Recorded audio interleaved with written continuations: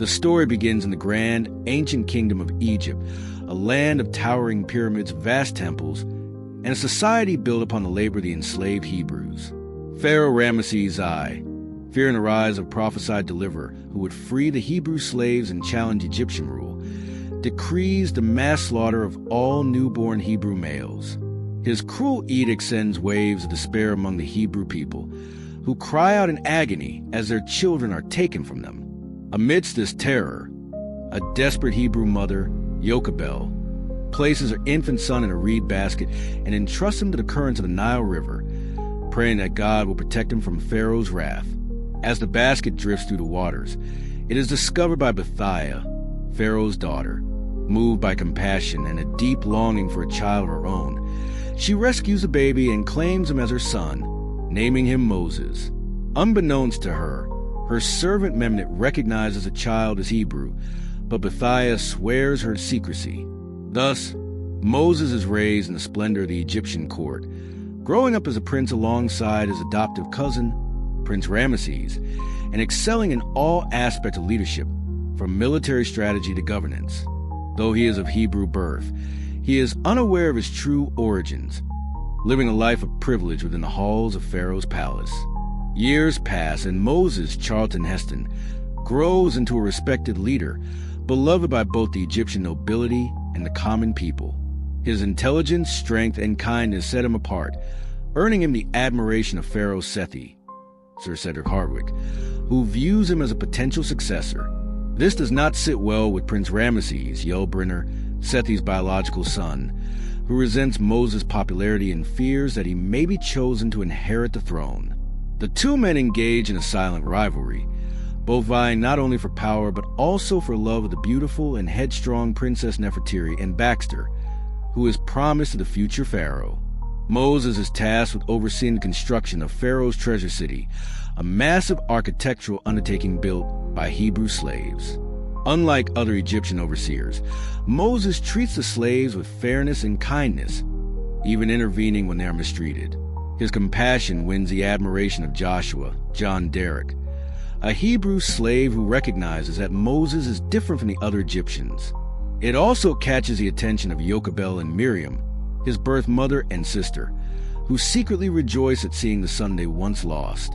During a lavish ceremony honoring Moses' achievements, he is presented with a magnificent blue robe and the official seal of Pharaoh. His moment of triumph, however, is marred by intrigue. Memnet, Bithiah's servant, confronts Nefertiti in secret and reveals the truth about Moses' heritage. In a fit of rage, Nefertiti kills Memnet, hoping to prevent Moses from ever learning the truth. But fate intervenes when Jochebed, Miriam, and Joshua reveal to Moses his Hebrew lineage. Devastated, he grapples with the shocking truth, wandering the streets of Egypt in turmoil. He witnesses the cruelty inflicted upon the slaves and begins to question everything he has known. Moses' growing sympathy for the Hebrew slaves does not go unnoticed. One fateful day, he intervenes when he sees an Egyptian overseer mercilessly beating an elderly slave.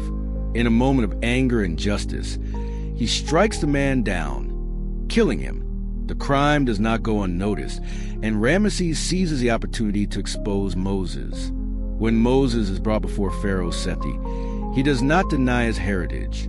Though Sethi still loves Moses as a son, he is forced to uphold the law and cast him out into the desert, condemning him to a slow and certain death. Nefertiti is heartbroken, but Ramesses revels in his victory, now secure in his claim to the throne. Moses, stripped of his royal garments and left with nothing, wanders to the scorching desert, enduring hunger, thirst, and near death. His suffering leads him to the oasis of Midian, where he is found and nursed back to health by the daughters of Jethro, a wise and devout shepherd. Among them is Zipporah, Yvonne de Carlo, whom Moses later marries. He settles into a simple life as a shepherd, finding solace in humility and faith. One day, while tending his flock on Mount Sinai, Moses encounters an astonishing sight, a bush that burns with fire yet is not consumed. As he approaches, a voice speaks to him from within the flames. It is the voice of God, who reveals that he has chosen Moses to free the Hebrew people from bondage. Though Moses initially doubts himself, believing he is unworthy of such a task, God assures him that he will not be alone. Armed with a staff imbued with divine power, Moses sets out on his mission to confront Pharaoh and lead his people to freedom. Moses returns to Egypt, now a man of unwavering faith. He boldly enters Pharaoh's palace and demands that Ramesses release the Hebrew slaves. Ramesses, now Pharaoh, dismisses him with contempt. In response, Moses calls down a series of plagues upon Egypt, each one demonstrating the power of the Hebrew God. The Nile turns to blood, frogs cover the land, lice and flies torment the people, disease strikes livestock, boils afflict the Egyptians, hail destroys crops, locusts devour what remains, and darkness envelopes the land. Each plague grows more severe, yet Ramesses remains stubborn. Finally, Moses warns of the final plague, the death of firstborn. The Hebrews mark their doorposts with lamb's blood, and when the angel of death sweeps through Egypt, the firstborn of every Egyptian household, including Pharaoh's son, perishes. In his grief, Ramesses finally relents and allows the Hebrews to leave. The Hebrews embark on their exodus, but Ramesses, consumed by vengeance, pursues them with his army. Trapped between Pharaoh's forces and the Red Sea, the Hebrews despair. But Moses, trusting in God, raises his staff, and the waters part, creating a path for them to cross. As the last Hebrew steps onto dry land, the sea crashes down upon Ramesses' army, destroying them. Ramesses, defeated and broken, returns to his palace alone. The Hebrews reach Mount Sinai, where Moses ascends to receive God's laws. After 40 days and nights, he returns with the 10 Commandments, only to find the Israelites worshiping a golden calf in idolatrous revelry. Enraged, he shatters the tablets and calls the people to repentance. God grants him a second set of commandments, and the Hebrews recommit to their faith. Moses leads his people toward the promised land, but he himself is not permitted to enter. Standing atop a mountain, he gazes upon Canaan before surrendering his spirit to God.